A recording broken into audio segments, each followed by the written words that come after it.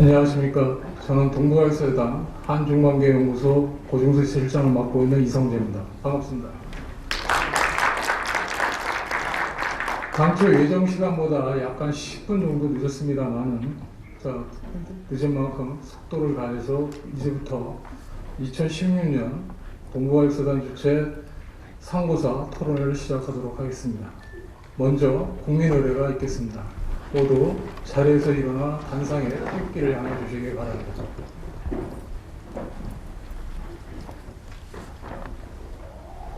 국기에 대하여 경례.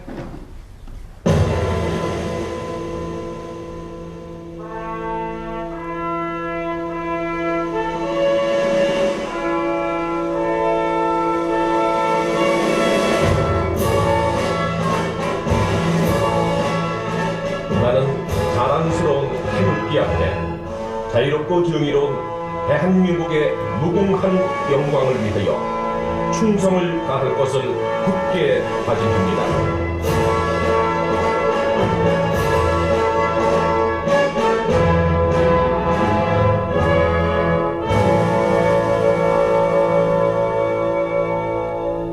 바로 자리에 앉아주시기 바랍니다.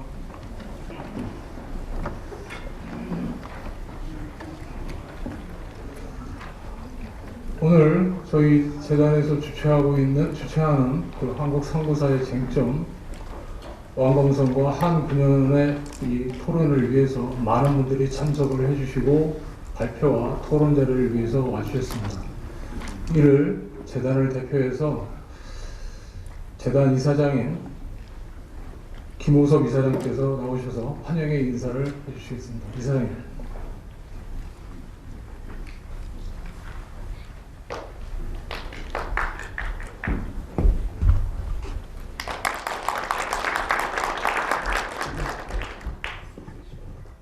안녕하십니까.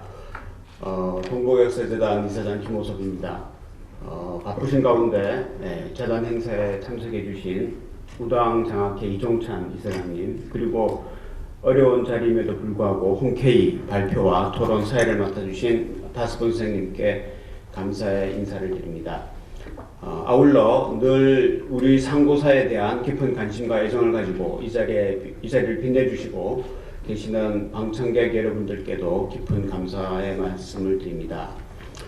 상고사 연구는 우리 민족의 정체성과 우리 역사의 밑바탕을 찾아가는 과정으로 그 중요성을 아무리 강조해도 지나치지 않을 것입니다. 그러나 상고사 연구는 다 아시다시피 기본 자료로 활용할 사료가 많지 않고 관련 유적은 소재지가 중국 국경 내이거나 혹은 북한 지역에 있는 경우가 많이 있습니다. 그래서 지리적 접근도 어려운 상황입니다. 학자들의 노력에도 불구하고 연구에 어려움이 많습니다. 이런 이유 때문에. 그렇기 때문에 사료와 유적에 관한 연구자들의 해석의 여지가 많은 분야입니다. 상고사 연구만큼 학자들 사이에 관점과 해석상의 이견이 크고 소통을 필요로 하는 분야도 없을 것입니다. 이에 우리 재단은 학계의 다양한 목소리를 한 곳에 모아 격이 없는 학문적 토론의 장을 마련한다는 취지로 작년 12월 17일 우리 상고사의 쟁점이라는 주제로 상고사 토론회를 개최했습니다. 이를 통해서 우리 상고사의 쟁점이 구체적으로 무엇인지, 앞으로 어떤 주제와 연구 방법이 필요한지, 또한 부족한 자료를 보완할 수 있는 새로운 시각과 다양한 연구 방법은 무엇이 있는지 깊이 고민해 보았습니다. 이번 토론회는 이러한 고민의 연장선상 위에 있습니다. 올 한 해 동안 우리 재단은 그동안 제기되었던 한국 상고사의 핵심 쟁점을 잘 선정하여 각 분기별로 집중 토론회를 열고자 합니다. 개방적이고 발전적인 학문적 논의를 통해 소모적이고 지지부진하게 진행되었던 그동안의 간극을 좁히는 한편 우리 상고사에서 오랫동안 꼬여있던 매듭이 풀려나가기를 기대합니다. 학문은 타협이 아닌 부단한 논쟁을 통해 얻어지는 결실이라고 합니다. 이번 토론회가 그런 역할을 하고 나아가 상고사 연구가 보다 활성화되는 데 작은 밑거름이 되기를 희망합니다. 귀한 시간을 내어 원고를 작성하시고 토론을 맡아주신 조법종 교수님, 박성윤 교수님, 정인성 교수님, 복귀대 선생님, 그리고 종합토론의 자장을 맡아주신 서영수 선생님께 다시 한번 감사드립니다. 아울러 이번 토론을 기획하고 준비한 재단의 우리 여러 관계자들 분들께도 감사의 마음을 전합니다. 여러분 모두에게 따뜻하고 생기 있는 봄 기운이 충만하기를 기원합니다. 감사합니다.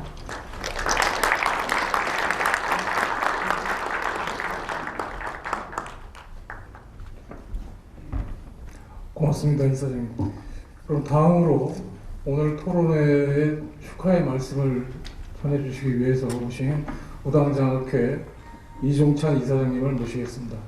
이사장님 말씀 부탁드리겠습니다.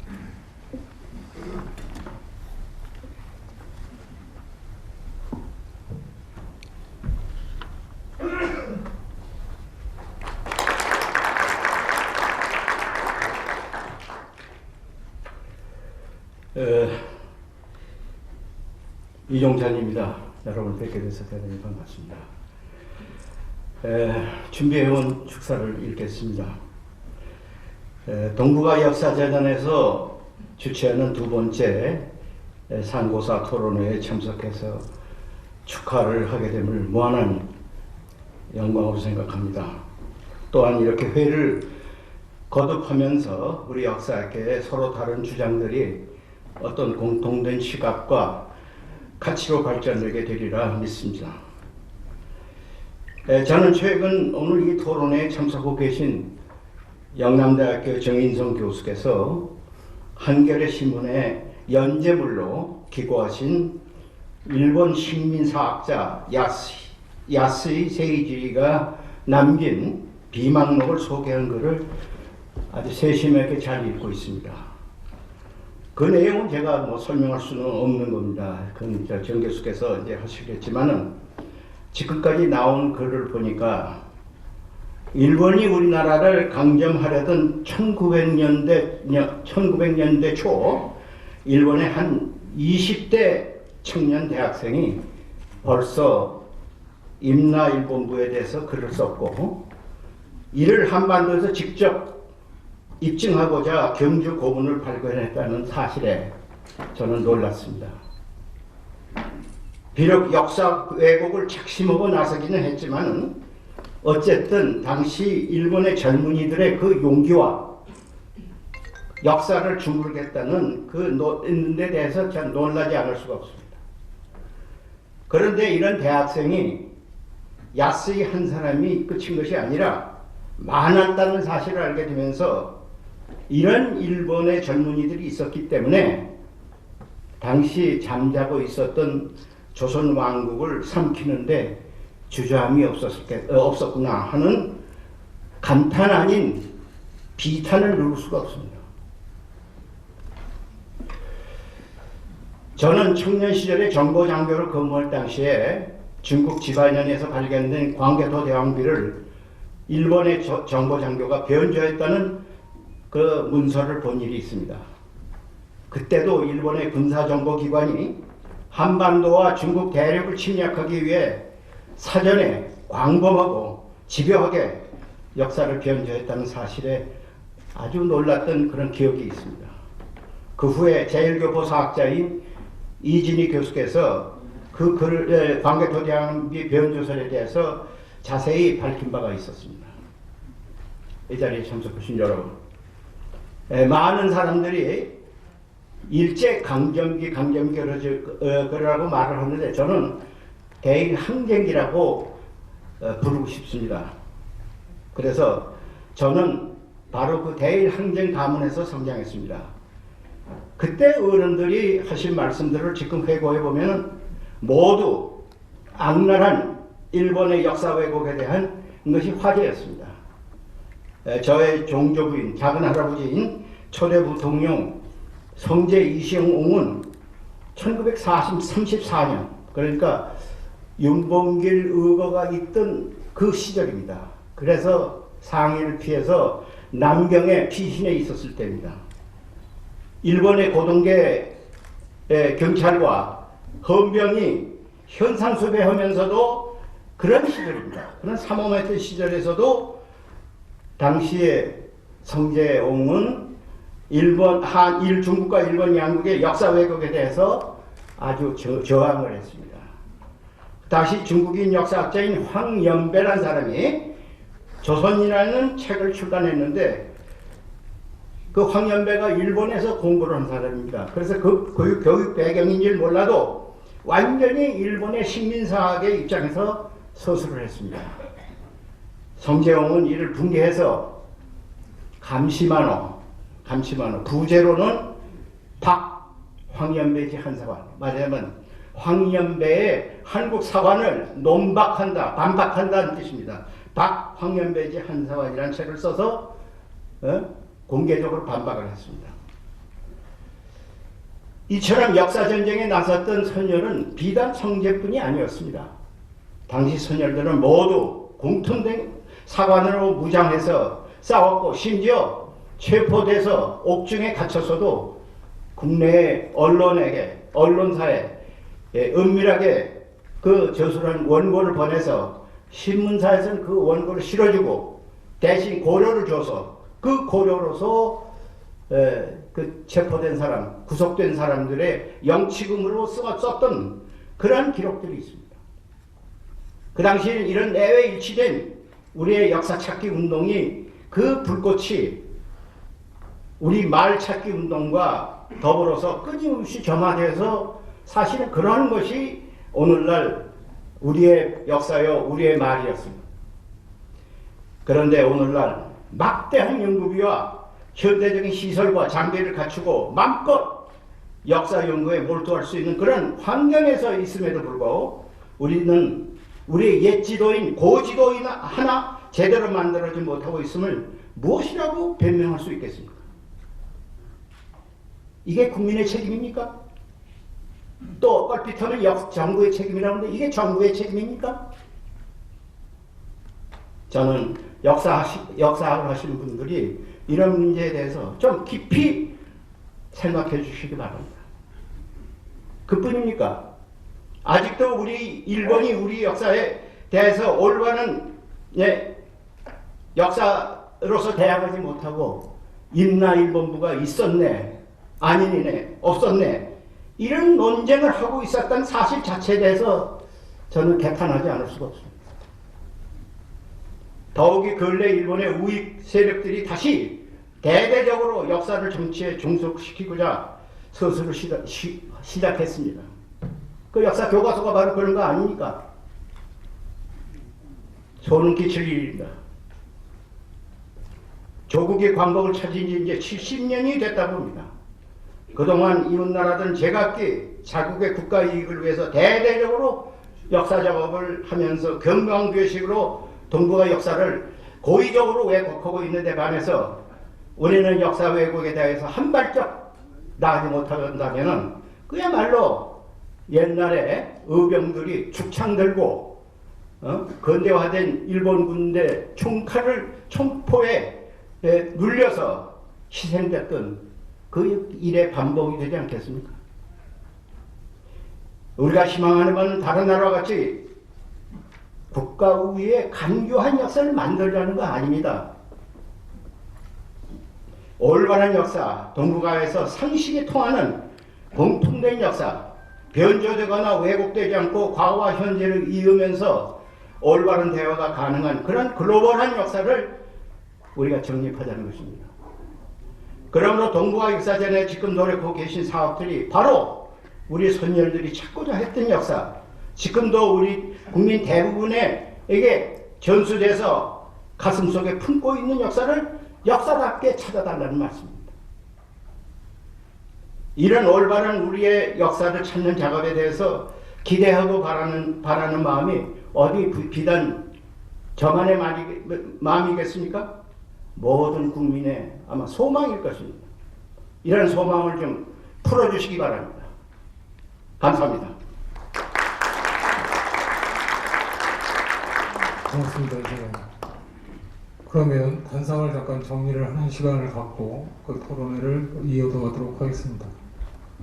그 단상을 채우는 동안 광고의 말씀 두 가지만 드리도록 하겠습니다. 첫 번째는 오늘 이 상고사 토론회에 관심을 갖고 계시지만 이 자리에 못 오신 분들이 많고 그런 분들의 그 요청들도 있고 해서 저희 재단은 오늘 이 토론회 전 과정을 촬영을 하고 있습니다. 이 촬영 자료는 저희 홈페이지를 통해서 필요하신 분들이 다운을 받아서 필요한 내용을 살펴보시고 어떤 얘기가 그 문제가 있는지, 어떤 얘기가 그동안 알려진 것과 다른 것인지 살펴볼 수 있도록 게시를 할 예정입니다. 두 번째는 오늘 그 두 가지 주제에 대해서 각자의 그 상반된 이해를 가진 그 연구자분들께서 하나의 주제를 가지고 자신들의 견해를 밝히는 글을 발표를 하시게 됩니다. 그리고 그 각자의 글에 대해서 상호 토론자가 돼서 토론을 진행할 것입니다. 그런 과정에서 시간이 좀 그 앞에서 써먹은 것도 있고, 그런 차원에서 진행의 편의상 그 저희가 일반 지금 청중에 계신 여러 선생님들께서 가지고 계신 질문이나 의문사항들에 대해서는 저희 그 밖에 플로어에 저희 안내 데스크에 질문지가 그 마련되어 있으니까 질문지를 이용해 주시고 거기서 작성을 해 주셔서 저희 진행 요원들에게 주시면 종합 토론 시간에 그것들에 대해서 그 답변을 드리는 시간을 갖도록 하겠습니다. 네, 안녕하십니까. 저는 고중세 연구실에 있는 김현숙이라고 합니다. 제1부 발표의 사회를 맡았습니다. 인사드리겠습니다. 개회식 사회자이신 이성재 실장님이 소개를 했듯이 이번에는 30분씩 발표를 하고 마지막으로 종합토론을 진행을 하기로 했습니다. 시간이 한 분당 30분 정도밖에 되지 않기 때문에 그 시간에는 질의응답을 받지 않고 나중에 질문지를 통해서 종합토론 시간에 다 소화를 하도록 그렇게 하겠습니다. 여러 가지 궁금하신 점도 많으시고 중간에 질문하고 싶으신 것도 많으시겠지만 진행을 고려하셔서 양해를 좀 해주셨으면 감사하겠습니다. 그럼 먼저 조국종 선생님의 발표를 듣겠는데요. 조국종 선생님에 대해서 간단히 소개를 드리면 이 우석대학교 사범대학 역사교육과 교수님으로 계시고요. 우석대학교 박물관장도 하고 계시고요.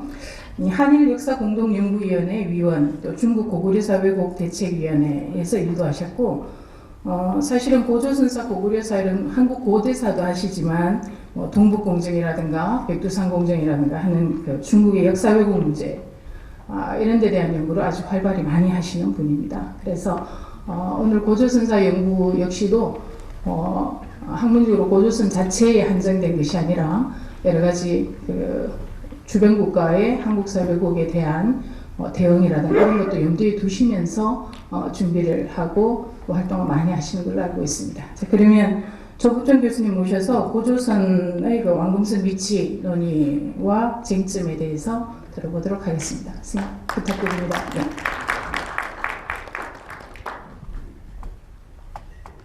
예, 방금 소개받은 우석대 조국종입니다. 일단 이렇게 큰 문제에 이렇게 좋은 자리를 마련해서 서로 많은 논의를 할 수 있는 귀한 시간을 주셔서 감사드립니다. 또 특별히 저를 또 불러주셔서 감사드립니다. 오늘 제가 발표할 내용은 보시는 것처럼 이제 왕엄성, 왕검성 이 두 표현이 같이 있습니다만 사료에 일단은 왕엄성이라는 표현이 원래부터 나왔기 때문에 왕엄성에 대한 위치 논의가 그동안 가장 많이 진행이 됐고요. 그 과정에서 물론 잘 아시는 폐수라든지 낙랑 문제가 같이 연동이 되어 있습니다만 그런 학계 기존 논의를 하면서 어찌 보면 제가 오늘 하는 것은 우리 학계에서도 약간은 소수설적인 내용이 일부 있습니다. 그래서 이제 그런 새로운 인식이랄까 어떤 방향성에 대한 모색을 하면서 같이 고민하는 그런 자리를 마련해 보았습니다.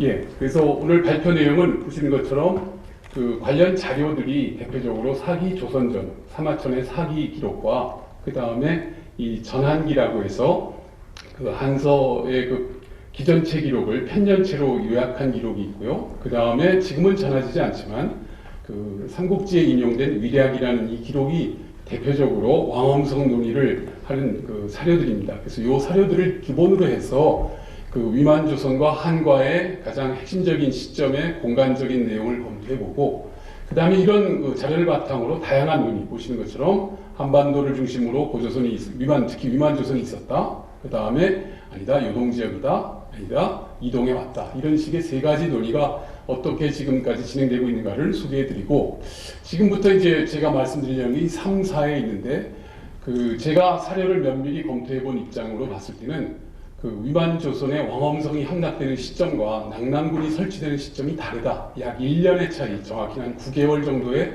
차이가 있다라는 그런 나름의 논리를 제가 제공합니다. 그렇다면은 왕엄성의 위치와 낙랑군의 위치가 결국은 다르다라는 논리까지 발전하게 됩니다. 즉 망하지 않은 왕엄성, 함락되지 않은 왕엄성에 낙랑군을 설치할 수 없다라는 그런 맥락에서 그렇다면 과연 그 낙랑의 위치와 왕엄의 위치는 어떻게 봐야 될 것인가라는 약간은 그 현실적인 문제 제기와 하나의 대안 가능성을 제시하는 장면으로 논의를 전개해 가겠습니다. 보시는 것처럼 방금 이런 얘기입니다. 기존의 왕엄성의 위치 논의, 그 다음에 낙랑군의 설치 시기와 왕엄성의 함락 시기에 1년째 가까운 차이가 있다는 문제. 그렇다면 왕엄성의 위치는 낙랑과 어떻게 볼 것이냐, 아니면 다른 별개 지역은 가능할 것인가. 그래서 이런 내용을 중심으로 발표를 드리도록 하겠습니다. 제가 자리를 약간 이동하겠습니다. 위만조선의 지리 관련 그 내용은 말씀드린 것처럼 세 가지가 크게 대표적인 자료입니다. 보시는 것처럼 위만조선이 붕괴되고 낙랑이 설치했던 그 시기에 생존해 있던 사마천의 기록이 있고요. 그 다음에 후한의 학자인 순열이 요약해서 정리한 그래서 서기 2세기경의 저작이 있고요. 그 다음에 3세기경에 어한이라는 사람이 쓴 기록, 그래서 거의 당대 기록 100년, 200년 정도씩의 낙차가 있는 기록, 이제는 한 300년의 낙차가 있는 기록이 되겠습니다. 그래서 이 사료를 보시면은 제가 이 표를 만들어서 여러분 자료 보시기가 좀 많이 복잡하셨을 텐데요. 정리하자면은 보시는 것처럼 전국시대 연나라와 조선과의 관계 얘기를 그 연나라 이왕 때, 소왕 때, 이게 이제 연장 징계가 말 그대로 그 고조선의 서변을 침략해서 2000년을 빼앗았다는 그런 시점입니다. 그래서 그 위치를 쭉 보면은 그 왕엄성의 조선 서기에 가장 가까운 만번한이라는 지역까지 진출하는 걸로 되어 있고요. 그 당시에 장세를 쌓은 걸로 되어 있습니다. 그 다음에 진시황이 통일한 이후에는 거기를 요동외요라는 지금으로 따지면 우리의 그 휴전선의 지피 같은 그런 공간들을 만들었던 것이 있고, 그 다음에 한나라가 일어나서는 그 폐수를 경계로 너무 멀기 때문에 여기를 갈 수 없어서 너무 멀기 때문에 폐수를 경계로 해서 폐수 이쪽 편에 옛 요동 고세를 만들어 수복하고 그 다음에 요동군을 위치하는 그런 방식으로 해서 그 다음에 이제 위만이 노관이 흉노에게 도망갔던 기원전 195에서 4년경에 세를 나와서 폐수를 건너서 진나라 옛 상하장에 거하다가 준왕에게 가서 서쪽 변경을 지키겠다라는 이런 식의 얘기로 전연기가 되면서 공간이 적어도 이런 다양한 여러 공간들이 왕엄성으로부터 폐수 사이에 있고 또 폐수로부터 또 중국의 공간들이 있다라는 그런 내용입니다. 그래서 정리하자면은 보시는 것처럼 한나라 시기에는 요동군이 있고 요동에 옛 고세가 있고 여기를 나왔던 위만 내지는 나중에 위만조선과 본격적인 전쟁을 하게 되는 서파라는 존재가 피난했던, 그리고 그 사이에 폐수, 그리고 보신 것 같은 이런 공간, 마지막 끝점으로 만번한, 그리고 조선의 서쪽 경계, 그리고 왕엄성, 이런 식의 공간적 위치를 갖게 됐다는 말씀을 드리겠습니다. 자, 그렇다면 이제 핵심은 이 폐수입니다. 결국 폐수를 알면 왕엄성을 유추할 수 있을 뿐만 아니라 한과 고조선의 어떤 공간적 내용을 알 수 있을 텐데, 보시는 것처럼 폐수를 비정한 의견이 아주 다양합니다. 예컨대 대동강부터 청천강, 압록강, 그리고 태자, 호나, 요하로 연결되는, 사실 이제 큰 대요수, 소요수로 연결되는 건데요. 사실은 요하, 호나로 연결되는 요 공간, 그 다음에 대능하, 그리고 나하까지 적어도 한 6, 7개의 설들이 지금 난무하고 있습니다. 사실 이것을 어떻게 해석할 것인가, 저도 답을 명확하게 드릴 수는 없지만 여러 정황, 핵심적인 것은 문헌 기록과 고고학적인 기록이 가장 합리적인 대안이 되겠는데요. 이 논의를 좀 구체적으로 전개해 가겠습니다. 그래서 먼저 나왔던 논의는 보시는 것처럼 한반도 지역에 있었다. 평양을 중심으로 한 설이 되겠죠. 그래서 보시는 것처럼 왕엄성은 낙랑군과 같은 공간이다. 그리고 그 위치는 평양이다. 라는 이 견해가 사료적으로 가장 구체적으로 언급을 한 사람은 북위에 살았던 역도원이라는 수경이라는 예전 기록에 주석을 달았던 사람이 있습니다. 이 사람이 북위의 사신으로 왔던 고구려 사신을 직접 만나가지고 야 거기가 어디냐라는 식의 질문을 해가지고서 그 낭랑군은 폐수 쪽에 있다라는 그런 그 이야기를, 그러니까 정확히 얘기하면 고구려의 도성이 바로 폐수와 연결돼 있다, 뭐 이런 식의 얘기를 하면서 낭랑군을 왕엄성과 연결짓고 그것이 고구려의 수도 평양과 연결된다, 이런 논리를 했고요. 이 견해가 그 당나라 때로 연결이 되면서 설찬이라든지 특히 당나라 최대 그 지지지인 괄지지라든지 또는 두의 통절 이런 것에 정리가 되면서 완전히 중국적인 논리 체계로 정착하는 그런 상황이 전개됩니다. 그래서 이런 논리를 대표적으로 우리 학계에서는 그 이병도 선생이 한국고대사연구라는, 물론 1910년, 20년대에 그 기본 내용은 다 쓰셨습니다. 그리고는 책으로 묶은 것은 76년에 이렇게 한 책을 묶으면서 보시는 것처럼 여기 왕엄성을 평양 쪽으로 위치하는 논리를 피셨고요. 한편 그 송호정 선생도 이쪽의 고고학적인 유물상이 여기가 팽이형 토기라는 그런 토기 문화와 지성묘로 상징되는 유물상이 여기에 집중이 되어 있기 때문에 결국 여기가 맞다라고 하면서 여기에다가 평양을 중심으로 하는 공간에서 왕검성의 위치를 확정을 지었습니다. 한편 그 고조선 요동설의 논리가 또 하나 그 별개의 논리로 제기됩니다. 그 가장 대표적인 논의를 한 것은 이 왕엄성에 대한 주석을 다룬 후한대 학자였던 그 응소라는 사람이 요동군의 그 속현 중에 하나인 험독현이 있는데, 이 험독현이 조선왕에 의해 도읍이다 또는 조선왕 만의 도읍이다라고 해서 말 그대로 험독은 지금 현재 요하 옆쯤에 있는 그 말 그대로 요동 지역에 위치가 되고 있습니다. 그리고 조금 더 확대해가지고 위진남북조 시기의 서광이라는 학자는 더 그 왼쪽, 그러니까 말 그대로 그 북경 쪽에 더 가깝게 가는 창녀 쪽에 요서 지역이 되겠죠. 창녀 지역에 험덕현이 존재한다 하면서 결국은 이미 후한대와 위진 남북조 시기에 또 조선왕의 옛 도읍인 험독이 요동 지역이거나 요서 지역에 있다라는 이런 논리가 또 나왔습니다. 한편 이 논리를 대표적으로 수용한 분이 잘 아시는 것처럼 북한학계의 이지린 선생이었고요. 우리 학계의 또 윤대현 선생님이십니다. 보시는 것처럼 이지린 선생은 1964년에 그 북경대학에서 박사학위를 받은 고조선 연구라는 책을 바탕으로 그 핵심 논리를 피셨는데요. 이건 왕검성이라고 쓰이는 것처럼 지금의 그 요하의 마지막 개평쯤에 그 위치를 정했습니다. 그래서 요 일대가 말 그대로 고조선의 영역이고 고조선의 핵심 거점이 왕검성 일대가 여기다라고 하셨고, 한편 윤대현 선생은 이 논리를 수용을 하면서 좀 더 확장을 해서 아까 말씀드렸던 서광의 그 말 그대로 위진남북조 시기에 이 험독현이 이런 요서 지역에 있다는 것은 지금 위치가 조금 여기가 말씀드렸던 개평이라면 훨씬 더 이쪽 조양 쪽으로 더 내려와서 요일 쪽에 갈석산을 지금 진황도 좀 더 위쪽에 있는 그 일대를 추정을 하셔가지고 그 위치를 요서 지역으로 또 설정을 하셨습니다. 이런 논의가 있고요. 한편 세 번째로는 고조선 이동설이 있는데요. 보시는 것처럼 이거 정세현인데 좀 잘못 정세훈 선생님이 잘못 오타가 났는데요. 지금 오늘 좌장을 맡아주실 서영수 선생님을 비롯해서 노태선 선생님이나 우리 학계의 젊은 학자 또 이런 고고학 하시는 분들의 입장은 여러 정황을 봤을 때 위치가 이동해 온 것 같다. 그래서 보시는 것처럼 이미 정세호 북한 학자인 정세호는 1950년에 이미 우리 학계에서 얘기하는 이동설과 비슷한 논리를 이미 폈고요. 그 다음에 지금 서영수 선생님께서도 지금 보시는 것처럼 대능하 지역에 있었던 그 고조선의 세력이 연해 확장으로 점차 넘어와서 이 만번아닌 천산산맥으로 상징되는 이 공간이 어찌 보면 아까 말씀드렸던 연과 그 위만조선의 어떤 경계, 고조선의 경계가 됐고 결국은 중심 세력이 평양 지금의 왕검성으로 추정되는 이 공간까지 이동해 왔다라는 축차적인 이동론을 제시했고요. 이청규 선생, 영남대에 쓴 고고학 하시는 이청규 선생님도 고조선의 어떤 물질 문화적인 토대를 굳이 찾자면은 보시는 것처럼 요동반도를 중심으로 하는 요북, 동부, 서부, 그 다음에 요남, 동부, 그 다음에 서부, 그리고 서북한의 북부, 남부라는 6개 권역을 설정하시고 이 공간이 점차적으로 한반도 지역으로 이동해오는 그런 관점으로 논의를 전개하고 계셨고요.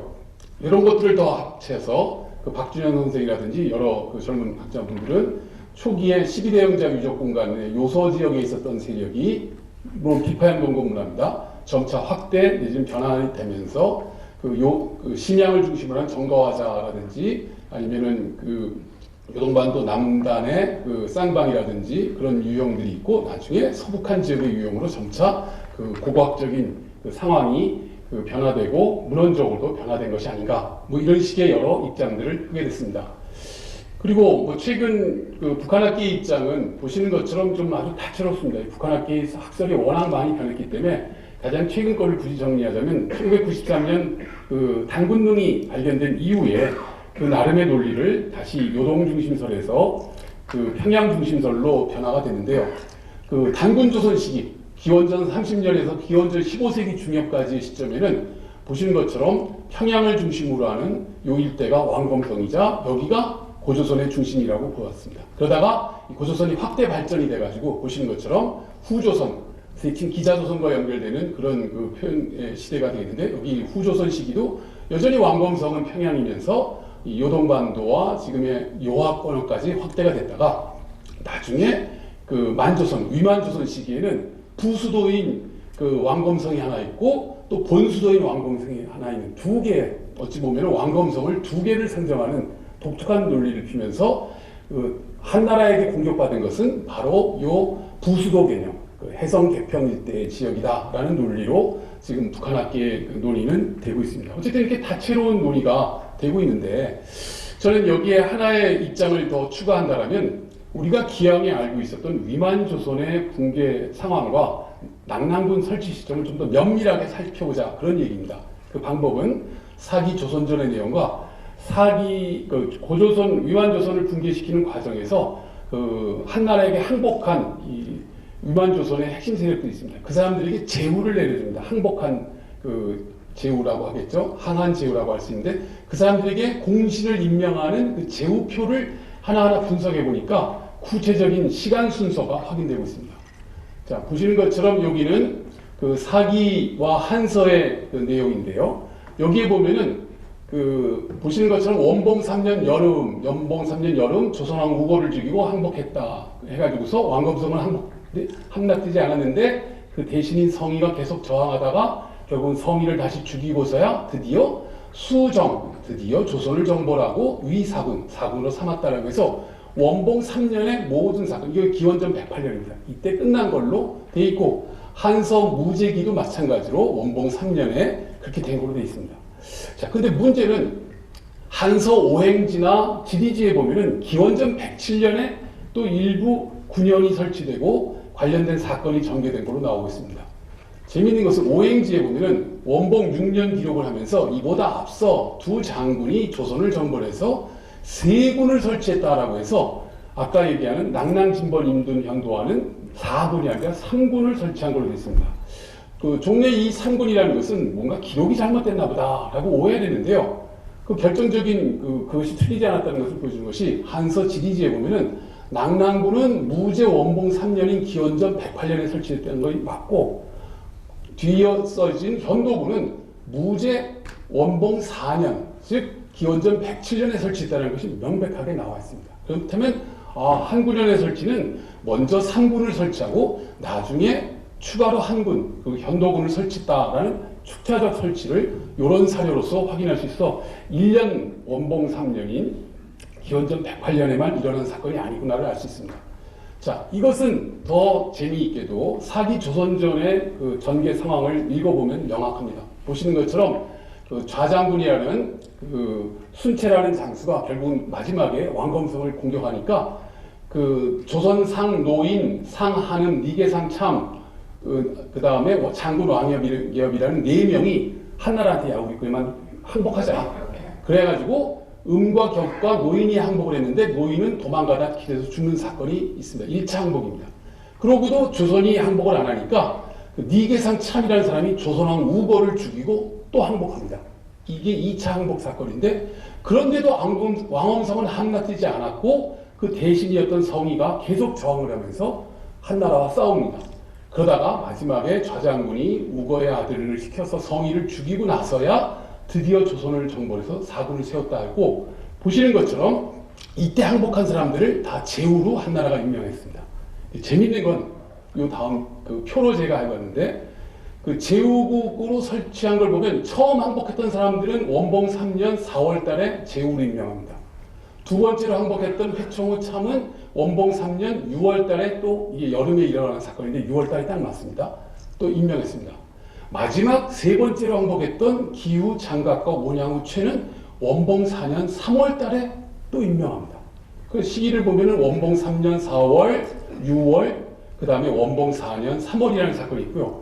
더 재밌는 것은 그 여기에 참여했던 누선 장군 양복과 좌장군 순채가 돌아와서 정무 정리를 하는 과정에서 니들은 위만조선 잘못 싸워가지고서 우리한테 피해를 너무 끼쳤으니 처벌받아라 해서 좌장군은 기시, 그 시신에서 여러분 저 거리 저작거리에서 육시하는 거 있지 않습니까? 거열형으로 죽여버리는 최고 책임자가, 그 다음에 누선 장군 양복도 죽이기로 했는데 이 사람이 그 화살 2만 개라는 엄청난 양의 돈을 내고서 간신히 목숨은 살고 성단이라고 해서 노동교화형 받는 것과 같은 그런 아주 노비 같은 존재로 전락하는 상황이 원봉 4년에 일어납니다. 이게 공신표에 다 나옵니다.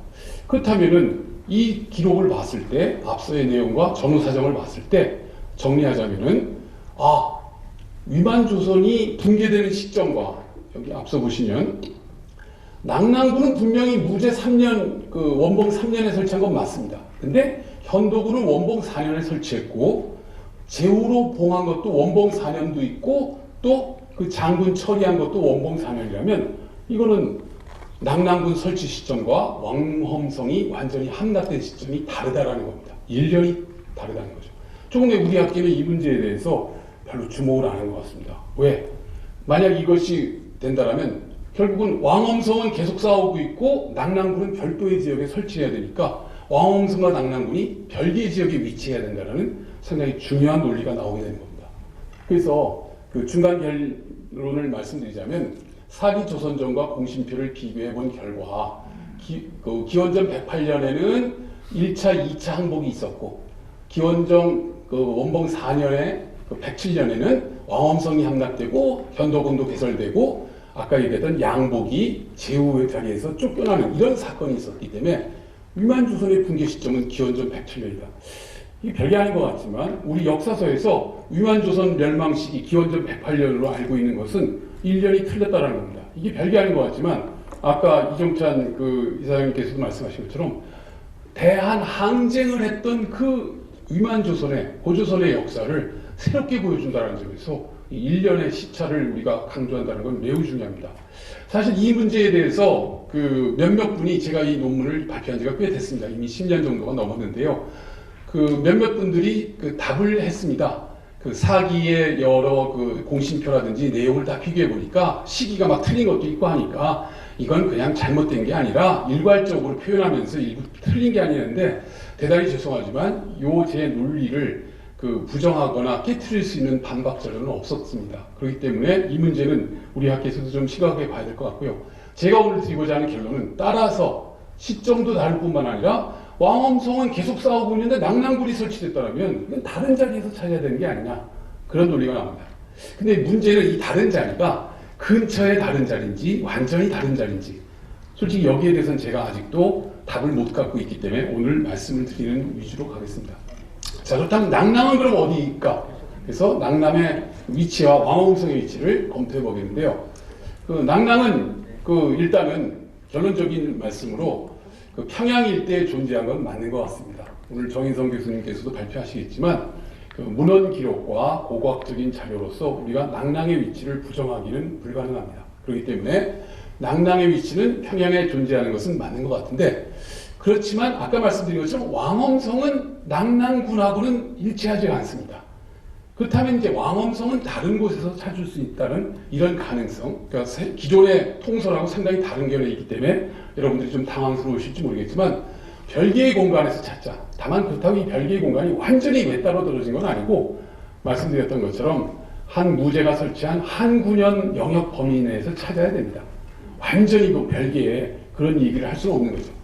자, 그렇다면은 말씀드린 것처럼 이 낙랑이라는 명칭부터 어디서 나왔는가 봤더니 후한서 기록에 그 후한 시기에 낙랑 지역에서 그 반란이 일어나는 사건이 한 번 있습니다. 그때 했던 왕경이라는 사람을 설명하면서 왕경의 8대조인 왕중은 낭야 불기 사람인데 이 사람이 기원전 178년 여기서 그 태조 말 그대로 그 한 고조죠. 그 한 고조가 죽고 그 여태후에 그 친척들인 여씨들이 난을 막 복잡하게 하니까 제부광 흥거라는 사람이 반란을 다시 일으킵니다. 그때 여기에 휩쓸리는 걸 싫어해가지고서 왕중이 그 도망을 갑니다. 그래서 왕중은 화가 자신에게 미칠 것을 두려워해서 바다 동쪽 낙랑산중으로 피해 집안을 이뤘다. 여기 보면 부해 동망 분 낙랑산중 해가지고서 그 바다를 타고서 동쪽으로 도망해서 낙랑의 산중으로 갔다는데 이 불기라는 낭야 불기라는 것이 바로 요 지역입니다. 산동반도 끄트머리 밑에 있는 지금의 칭다오, 여러분 그 칭다오 맥주 유명한 바로 그 칭다오 지역이 불기 지역인데 여기서 왕중이라는 사람이 바다로 동쪽으로 갔습니다. 분명히 그렇다면 보시는 것처럼 여기 아마 가려면 이렇게 해서 마지막 끄트머리에서 갔을 가능성이 있는데 여기서 이제 왕중의 해로 루트가 문제입니다. 물론 어떤 분이 이렇게 해서 갔다는 설도 있습니다만 아마 이렇게 해서 이쪽으로 갔다는 설도 있겠지만 이 사료 정황으로 봐서 동쪽으로 가서 그냥 동쪽으로 간 겁니다. 그래서 이 왕중에 관련된 기록은 우리가 매우 존중해야 될 상황이라고 보고 그 시기가 기원전 178년이라는 이런 것도 매우 중요합니다. 그래서 아까 말씀드린 북이 역도원과 또 고구려 사신의 직접 대화에서의 언급 그리고 평양을 낙랑으로 인식했던 이런 내용들이 연결되는 것이 고구려인들에게도 있었던 것 같습니다. 보시는 것처럼 미천왕 14년에 낙랑군을 침범해가지고서 남녀 2,000구를 노획했다라는 그래서 낙랑이 붕괴되는 마지막 기록으로 알고 있고요. 그 이후에 평양으로 천도한 그 고구려 입장에서는 이 고구려가 항상 그 3월 3일 그 낙랑의 언덕에서 사냥을 했다라는 그런 기록이 나옵니다. 그리고 이건 온달전에 나오고요. 그 다음에 그 물론 발견된 것은 이 경남 창녕 지역에서 발견됐지만 그 연가 7년명 고구려 그 불상이 있는데 고려국 낙랑동사라는 명칭이 나오는 이런 유물이 나왔습니다. 보시는 것처럼 이게 국보 119호인데요. 보시는 것처럼 고려국 낙랑이라고 해서 지금의 그 평양 일대 지역을 낙랑이라고 인식한 고구려 시기의 인식은 명확하게 있습니다. 그래서 결국은 평양은 그 낙랑으로 인식되는 이 상황은 이따 이제 정희성 교수님도 말씀해 주시겠지만 이 이후 그 문헌 자료, 특히 고고학적 자료에서 확인됐다는 말씀 드리겠습니다. 자, 그렇다면 왕엄성 자료는 어떻게 볼 것인가? 그 앞서 보시는 것처럼 그 누선 장군이 바다로 먼저 왕엄성에 접근했다 해서 바다 근처에 있다는 것은 맞는 것 같습니다. 그렇다면 이 바다 근처 그리고 강으로 연결될 가능성이 있는 이 공간이 어떨까? 그리고 마지막에 좌장군이 패수상군을 패하고 앞으로 가서 성 아래에 이르러서 그 서북쪽을 둘러싸고 누선장군 또한 와서 성의 남쪽에 거야 했다 해서 성의 서북과 남쪽을 포위하는 형태로 이 진행된 이 공간을 우리가 유념을 해야 될 것 같습니다. 그리고 말씀드렸던 것처럼 이 왕엄성에 대한 후대 학자들의 여러 주석들이 달려있는데 보시는 것처럼 위소, 서광, 응소, 신찬 등이 있습니다. 근데 이 사람들의 순서가 너무 빨리 가버렸네요. 그 기록 가운데 아까 얘기했던 창녀라든지 험독 얘기가 나오는데 험독은 한서지리지의 요동군의 속현으로 나와서 아까 응소가 조선의 옛 조선왕의 만의 도읍이다라는 얘기와 문번한 지역이 바로 여기 그 지금의 아까 서영수 선생님도 얘기하셨던 1301대라는 것을 유축하는 것이 있고요. 앞서 말씀드렸던 한대 누선이 최근에 복원된 모형이 이런 모습인데요. 한 3층에서 4층에 그 누각을 만들고 여기에 여장을 만들어서 직접 배가 접안을 해서 공격할 수 있는 요새처럼 만들 수 있는 그런 공간으로 되어 있고요. 또 다른 그 누선 공간을 보면은 보시는 것처럼 이런 것이 한대 누선으로 지금 약 높이가 30여 미터가 되고 최대 1000명까지 탑승할 수 있는 것인데 이것이 그 남월 그 위만 조선을 공격하기 직전에 또 남월을 공격하면서 아주 큰 그 성과를 봤던 이런 그 전술 전법을 썼기 때문에 그 왕검성 바로 그 성격이 바닷가에서 강으로 진입할 수 있는 그런 공간이라는 것은 우리가 확인이 됩니다. 자, 그래서 그 시간이 조금 제가 많이 쓴 것 같아서 핵심만 말씀드리면은 왕엄성에 대한 주석을 시대별로 배열해 보니까 후한 시기의 기록, 삼국 시대의 기록, 그 위진 남북조의 기록들이 있는데 정리해 보면은 왕엄성을 평양으로 보는 인식은 역도원 시기에 있었고, 그 다음에 왕엄성을 요동 험덕으로 보는 견해 또한 그 후한 시기에 존재했는데, 문제점은 왕엄성을 낭랑으로 동일시하는 인식은 앞서 얘기한 것처럼 낭랑과 평양을 동일시하는 건 맞지만 왕엄성을 동일시하는 건 문제가 있다라는 그런 문제점이 하나 제기가 될 수 있고요. 두 번째로 그 위만의 옛 도읍을 험덕으로 보는 이 논리는 맞는데 그게 바로 또 왕엄성일까에 대한 논리도 또 문제가 있다는 겁니다. 이 두 가지의 문제 자체를 아까 보신 것처럼 고조선의 왕엄의 험과 험덕의 험자를 연결되어서 그 응소가 해석을 했기 때문에 이런 나름의 문제들이 있습니다. 자, 그렇다면 이런 문제를 모두 해결하려면 어디서 찾아야 될까? 결국은 낭랑토성으로 상징되는 낭랑유적은 대동강 남쪽에 분포하면서 한나라 군대가 왕엄성을 공략했던 정황과는 연결되지 않습니다. 그래서 다른 지역, 굳이 평양에서 찾아도 여기는 아닌 것 같고 그 대동강 북안에서 찾아야 되는데 결국은 대동강 북안 유적이 어디가 있을까? 여기가 이제 낭랑 그 성이 보시는 것처럼 낭랑 토성이 대동강 남쪽입니다. 정확히 표시하면은 대동강 남쪽에 요 일대 한 1.5km 토성이 있고 이 많은 점들이 낭랑 유적들이 되어 있으니까 정희성 선생님께서 많이 해주실 것 같고요. 그 핵심은 이런 토성 공간인데 보시는 것처럼 이게 왕엄성이 될 수가 없습니다. 이런 유물도 나왔고 특히 그 가장 최근에 목강까지 나왔기 때문에 이 문제는 그 뭐라고 하기가 힘들 것 같고요. 특히 이 주변에 그럼 낭랑 토성이 아닌 주변에 다른 비슷한 시기의 유적은 뭐가 있을까? 적어도 한 5-6개가 있는데 이 공간이나 규모도 아까 말씀드린 것처럼 왕엄성의 대표적인 공간 정황이나 그 성황에 맞지 않는 상황입니다. 그렇다면 결국은 왕엄성 위치를 평양 주변에서 만약 찾는다면 낭랑 토성이 아닌 평양 고구려의 옛 유적 공간이나 아니면 그 주변 공간에서 찾아야 됩니다. 그래서 지금 현재 북한학계에서도 그렇고 아까 서영 선생님께서 말씀을 들었습니다마는 북한학계에서의 초기 그 하나의 대안은 요 청암리 토성이라는 것입니다. 바로 이쪽이 되겠는데요. 이 능라도 경기장 바로 위쪽이 되는 이쪽이 되겠습니다. 이 청암리 토성. 그리고 요 바로 위가 지금 그 금수산 궁전, 김일성 시신이 있는 그 금수산 궁전이 바로 있는데 요 일대 특히 요 금수산 궁전인 요 하얀 것이 금수산 궁전인데요. 요 공간이 아닐까라는 설이 있는데 아까 말씀드린 것처럼 누선 장군이 남쪽에 포진하고 북서쪽에 포진하는 형세를 봐서는 이 누선 장군이 남쪽에 포진하는 공간으로서는 상당히 좀 애매한 그런 문제가 없지 않아 있습니다. 그러나 정황상으로는 여기가 맞는 것 같은데 다른 맥락에서 보면은 저는 여기가 대성산성입니다. 여기 안악궁자리가 있고 대성산성인데 굳이 찾자면 여기도 가능성이 있지만 대성산성 발굴 보고서를 암만 뒤져봐도 이 유만조선 시기나 그 이전 시기로 올라가는 유물상은 아직 확인이 안 되고 있어서 좀 논란이 있습니다. 그렇다면 또 하나의 가능성은 여기 지금 이 낭랑토성이 여기 김보연 대학으로 바뀌고 있는 여기가 있고요. 말씀드렸던 이 그 대성산성이라든지 요 일대 금수산 태양궁전과 청암리토성 요 일대 공간 뭐 몇 가지 지금 논란이 진행되고 있습니다. 그리고 또 하나의 대안은 아까 말씀드린 것처럼 기원전 107년에 왕엄성이 멸망했고 또 기원전 107년에 현도군이 설치됐다면 혹시 이 고구려가 중심이 되고 있는 이 현도군 일대 지역에서 왕엄성을 찾을 수 있지 않을까? 사실 이런 맥락에서 이미 거기에 대해서 입장을 밝힌 그 젊은 학자분도 계십니다. 그 고구려 초기 그 거점이었던 그 환인의 그 흘승골성 그 일대가 아니면 요즘 조금 입장을 달려서 본계 지역으로 조금 입장을 다루는데 이 일대가 아닐까라는 그 견해도 있는데 저도 여기에 주목을 해서 계속 유적을 찾고 있습니다만 안타깝게도 여기도 고고학적인 자료가 상당히 아직은 부족합니다.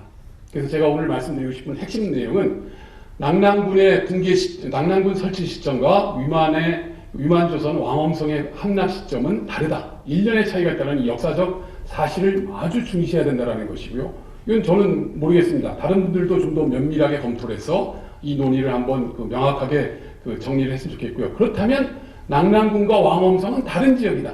다른 지역은 낭랑토성이 아니라 말 그대로 북쪽 어디의 성이든 아니면 현도군 지역이든 요 어디선가 우리가 왕엄성의 대안을 찾아야 되는데 안타깝게도 제가 그 마지막 대안까지는 말씀을 못 드리고 있다는 사과의 말씀을 드리겠습니다. 좀 더 연구를 하고 자료를 좀 더 찾으면서 결국은 그 왕엄성 위치 비정의 혼란의 그 내용들을 좀 더 명밀하게 정리하면서 보다 면밀한 추가 검토를 진행하도록 또 제가 봤을 때 우리 학계의 최근에 어떤 연구 풍토가 이상하게 그 서로 비판적인 입장에서 긍정적으로 서로 논의를 통해서 이렇게 그 좋은 결론을 찾기보다는 그 너 아니면 너 틀리고 나는 맞다라는 식의 논리로 이 진행되는 아쉬움이 있는데요. 오늘 논의를 통해서 그런 것들을 적극 극복해가는 좋은 자리가 됐으면 합니다. 예, 이것으로 발표를 마무리 짓겠습니다.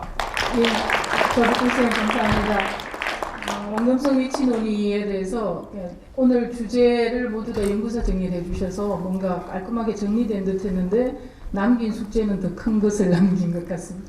또한 다음 발표할 박성용 선생님께 시간을 좀 빌려 쓰셨기 때문에 마치고 나서 갑도록 하십시오. 박성용 선생님 모시겠습니다. 두 번째 발표는 인하대학교 국제관계연구소 계시는 박성용 선생님께서 한나라 군사작전으로 본 이만조선 왕금성 위치 고찰에 대해서 발표를 해 주실 건데요. 박성용 선생님은 영국 유니버시티 오브 셀포드라는 곳에서 국제정치학 박사를 하셨고요. 연구 분야는 동아시아 안보, 해양 안보, 군사전략, 전쟁사 같은 것을 전공을 하십니다. 그래서 그동안 뭐 고고학적이라든가 문헌 쪽으로 많이 접근해서 왕금성 위치를 찾으려 노력을 해왔는데 선생님께서는 군사작전으로 보건대 그 위치가 어떻게 비정을 하는 것이 옳은가 이런 쪽으로 접근해 주셨습니다. 흥미로운 발표가 될 것 같습니다. 그럼 박성용 선생님 발표 부탁드립니다. 네, 반갑습니다.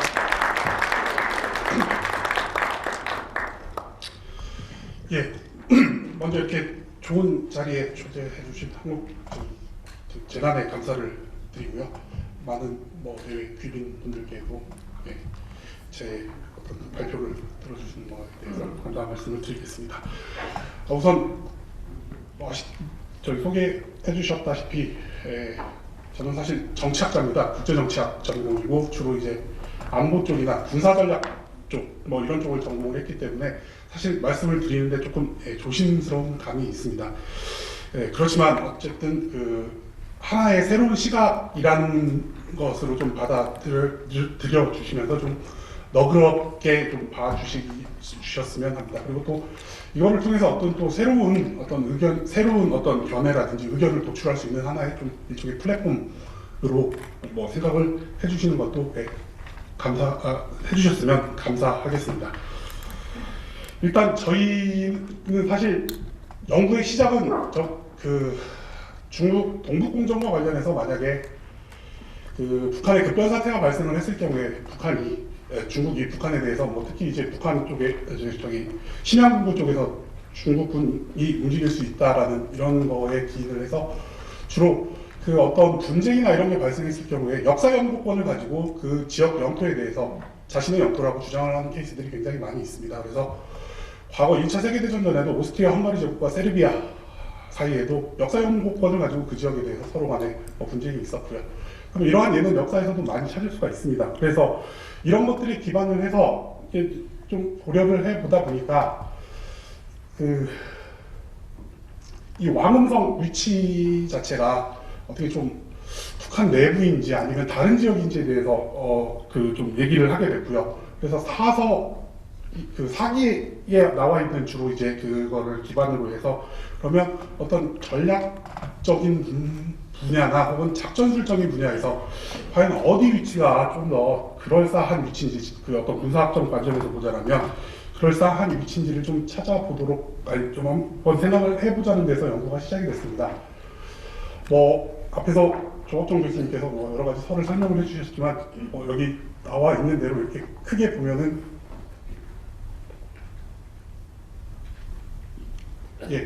크게 그 요동 지역과 그다음에 한반도로 크게 양분을 해볼 수가 있겠습니다.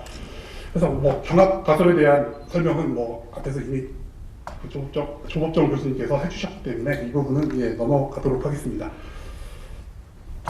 일단 바로 저기 포인트별로 들어가도록 하겠습니다. 먼저 각 어떤 포인트를 말씀을 드리기 전에 가장 큰 전제는 일단 어떤 전략을 한 국가의 군대가 전략을 짜는 데 있어서 가지고 있는 합리성이라는 부분은 사실 고대에도 그렇고 현대에도 그렇고 일맥상통한다라고 말씀을 드릴 수가 있습니다.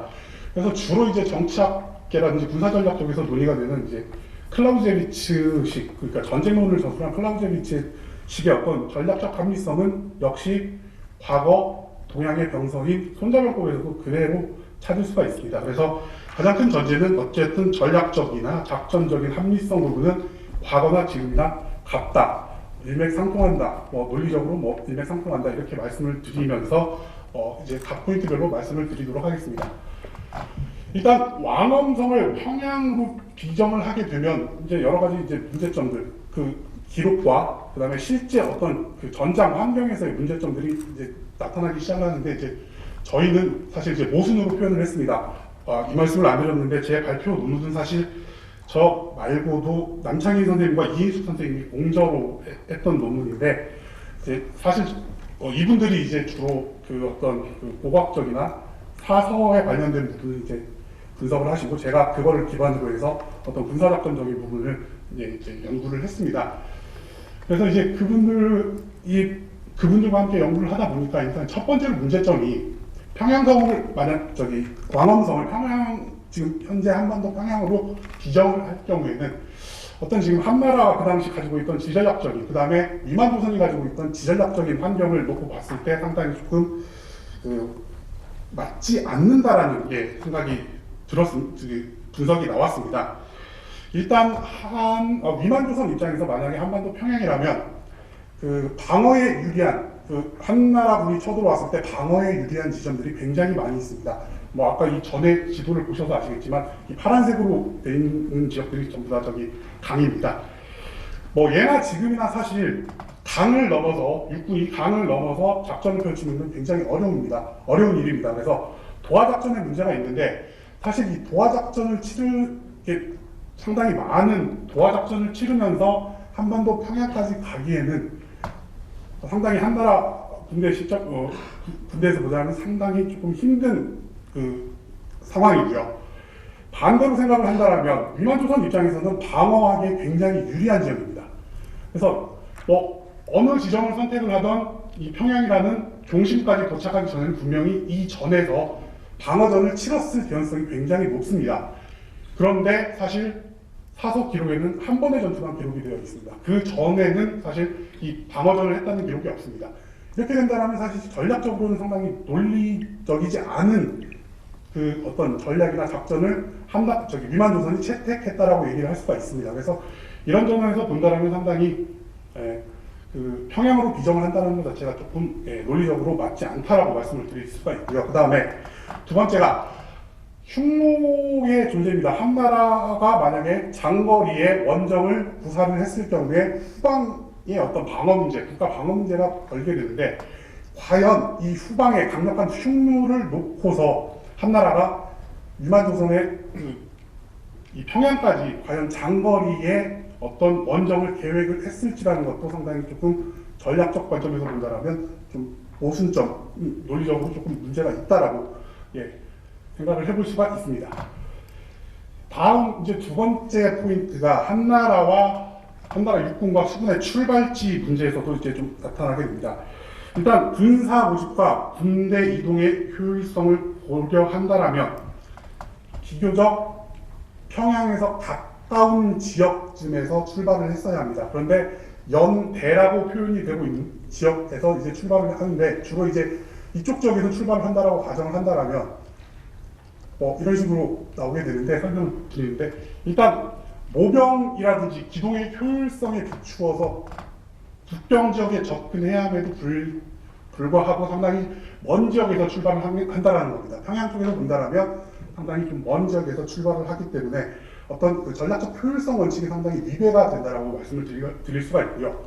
자, 수군의 입장에서 본다고 할지라도 사실 동네에서 출발을 했다라고 얘기가 나오고 있지만, 만약에 전략적으로 그럴싸한 지역을 찾는다라면 여우등반도라든지 웨이하이시에서 출발을 하는 게 훨씬 더 유리할 가능성도 있습니다. 물론 이런 식으로 직접 해류가 계절에 따라서 다르지만 이런 식으로 간다든지 이런 식으로 막 돌아서 공격을 한다라든지, 이쪽 지역에서 출발하는 게 훨씬 전략적으로 수군 출발지로 합리적이라고 얘기를 할 수가 있는데, 굳이 동네에서 출발을 했다라는 얘기는 사실 평양 쪽이 목표가 아닐 가능성이 높다라고 말씀을 드릴 수가 있습니다.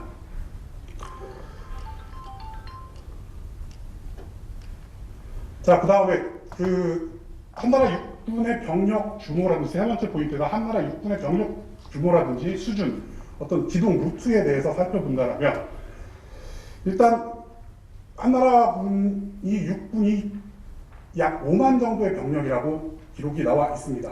여기서 5만의 병력이면 사실 2만에서 3만 정도는 병창이라든지 이 병창을 호위하는 병사로 빠지게 되고 실제 가용할 수 있는 전투 인력은 약 2만에서 3만 정도로 추정을 할 수가 있겠습니다. 지금으로 가정한다면 1개 사단 내지 2개 사단을 중심으로 해서 증편된 1개 사단이나 2개 사단을 가지고 적의 수도를 공격하는, 적의 거점을 공격하는 형태가 나오게 됩니다. 이렇게 된다면 사실 병력 규모가 너무 작다라고 얘기를 할 수가 있고요. 그 다음에 만약에 빠른 기동을 통해서 적의 중심지를 공격을 한다라고 치면 거리 자체가 굉장히 멉니다. 일단 지금 이 거리하고요, 시간은 약 보병이 5km 정도로 진군을 한다라고 가정을 하는 상황입니다. 일반적으로 고대 중국에서 본다라면 보통 1사라는 표현을 사용을 하게 됩니다.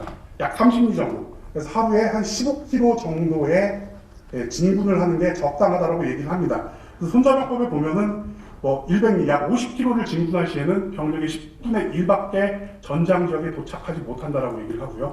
그 다음에 50리 정도, 약 25km 정도를 진군을 하게 된다라면 병사의 한 반절 정도만 진군을 한다라고 얘기를 하고요. 그 다음에 30리, 한 15km, 그 당시 기준으로 한 15km 정도를 진군을 한다라고 가정을 했을 때는 전쟁에서 승리할 가능성이 있다라고 얘기를 합니다. 그래서 대체적으로 중국의 어떤 전쟁 기록이나 사설을 본다라고 하면 보통 적정한 하루에 진군할 수 있는 거리, 보병이 진군할 수 있는 거리를 한 10km에서 15km 정도로 보고 있습니다. 물론 기병은 훨씬 더 빠르게 진군을 할 수가 있지만 어쨌든 보병과 기병으로 구성된 군이라면 사실 보병의 기준 속도에 맞춰서 아마 기병도 움직이지 않았을까 추측을 할 수가 있습니다. 그리고 사실 기병 속도도 이제까지 기병전을 통해서 가장 빠르게 진군을 했던 몽골 기병의 경우도 사실 하루에 30km 정도를 진군 속도로 잡고 있는 상황입니다. 그리고 참고로 말씀드리자면 2차 세계대전 당시에 기갑부대 같은 경우에 독일의 기갑부대가 소련과 전쟁을 할 때도 가장 최적의 진군 속도를 냈던 게 50km밖에 되지 않습니다. 이런 거 여러 가지를 종합을 해본다라면 1316km라는 거리는 상당히 먼 거리이고요. 거의 1년 정도 원정을 나가야 한다라는 문제점이 나타나게 됩니다. 근데 이 긴 루트를 단순히 2만 내지 3만의 병력으로 진군을 해서 적의 저항을 회피를 하건 적의 저항을 분쇄를 하건 하면서 나가야 되는데 이렇게 된다면 사실 단순하게 산술상 1년 이상이 걸릴 수도 있는 상당히 긴 원정이 될 수밖에 없습니다. 자, 이렇게 문제점이 있는 상황에서 한나라 육군의 기본적인 병력 구성은 괴수로 구성이 되어 있습니다. 그래서 괴수 부대가 가지고 있는 어떤 훈련의 정도라든지 이들이 가지고 있는 사기 이런 문제를 고려를 한다면 과연 적의 중심지까지 이런 부대를 가지고 적의 먼 중심이 있는 적의 중심을 공격한다는 것 자체가 약간 논리적으로 모순이 아닐까라고 생각을 할 수가 있습니다. 일반적으로 탈영 비율에 대해서는 잘 나와 있지는 않은데 근대 기록을 본다라면 과거에 나폴레옹 전쟁 시대에 영국군 같은 경우에 상당히 조금 죄수라든지 사회 하층민으로 구성된 부대에서 한 번 전투 시에 탈영률이 약 20% 정도 됐었습니다. 그렇다면 이런 거를 계산을 한다라면 그렇기 때문에 어떤 이런 점을 고려를 한다라면 굉장히 멀리 있는 적의 중심지, 즉 한반도 평양까지 공격을 하는 것은 작전적으로 봤을 때는 결코 바람직하지 않은 계획이었다라고 말씀을 드릴 수가 있습니다. 그리고 아까 말씀드렸던 육군의 도하 작전 문제 이런 것들도 상당히 좀 문제가 될 수가 있습니다. 네 번째 포인트는 합동 작전입니다. 사실 이미 이 이미 위만도선을 공격하기 전에 육군과 수군의 합동 작전을 통해서 지금 속된 말로 이미 한나라에서는 재미를 한번 본 상황입니다. 그렇기 때문에 그대로 육군과 수군의 합동작전을 가지고 이제 위만도선을 공격을 하게 됩니다. 자, 합동작전을 펼치게 될 경우에 다른 군종인 육군과 수군이 합동작전을 펼치게 될 경우에는 합동성과 동시성의 문제를 해결을 해야 합니다. 즉 서로 간의 유기적인 어떤 관리라든지 유기적인 통신 체계를 이용해서 서로의 진군 속도라든지 이런 걸 맞춰야 할 거고요. 자, 그 다음에 뭐 동시성이라 하면 공격 목표를 세웠을 때 양쪽에서 동시에 같은 시간에 공격을 할 수 있는 어떤 이런 환경이 구성이 되어야 합니다. 그런데 아까 보셨다시피 한반도에 있는 평양으로 만약에 왕엄성을 비정을 한다면 상당히 길어지게 되고요. 이렇게 되면 전반적인 작전 통제가 굉장히 어렵게 됩니다. 그래서 합동성과 동시성을 담보를 할 수 없다는 얘기입니다. 즉 합리적인 관점에서 작전을 짰다라면 한반도 평양보다는 좀 더 가까운 지역이어야지 합동성과 동시성을 달성하기가 용이하다라고 말씀을 드릴 수가 있습니다. 다음은 합동작전에서 파생되는 작전적 문제라고 말씀을 드릴 수가 있습니다. 실제로 그랬었고요. 합동작전이 어렵기 때문에 이 경우에 수군이 표류를 하거나 단독작전을 감행할 가능성이 있습니다. 자, 육군의 기동이 아까 보셨다시피 평양선으로 비정을 한다면 육군의 기동 루트가 상당히 멀기 때문에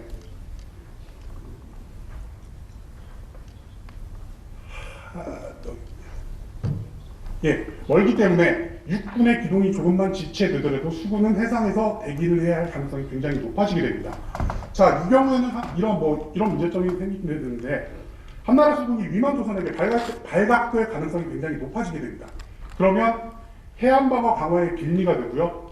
조공으로서 수행해야 할 수군 같은 경우에는 약 7,000명으로 구성이 되어 있었기 때문에 사실 주공은 한나라 육군이고 조공이 수군이었습니다. 그래서 조공으로 수행해야 할 일종의 합동작전에서 기습작전의 효과성이 상당히 저하가 되게 됩니다.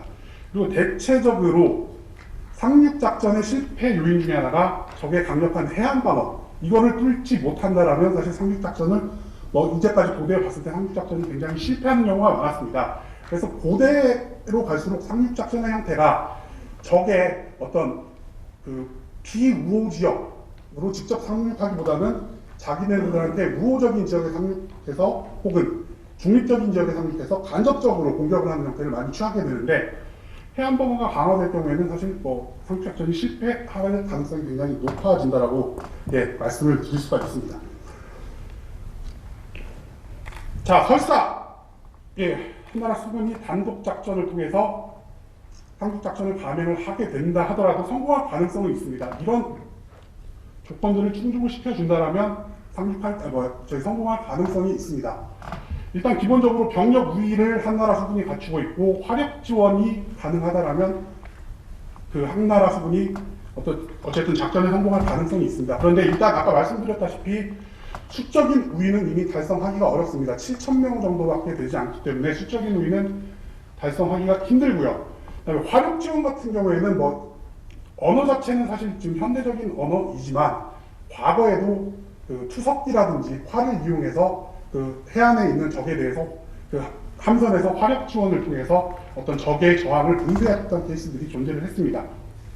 자, 근데 이러한 조건을 달성하기도 상당히 어렵고요. 뒤에서 또 말씀드리겠지만 평양으로 비정을 할 경우에 대동강 하구나 그 인근의 어떤 해안으로 상륙을 해야 하는데 환경적 특성상 대규모의 함대가 한꺼번에 접근하기는 굉장히 어려운 환경입니다. 다음으로 이제 문제점이 수군의 아까 작전 능력에 관한 문제입니다. 아까 보셨던 조석정 교수님께서 보여주셨던 함선이 누선인데 이제 사사의 기록에는 이런 식으로 표현이 되고 있습니다. 그래서 함대함 전투라든지 어느 정도 시설이 갖춰진 항대 저반 시설의 대기는 상당히 유리한 함선입니다.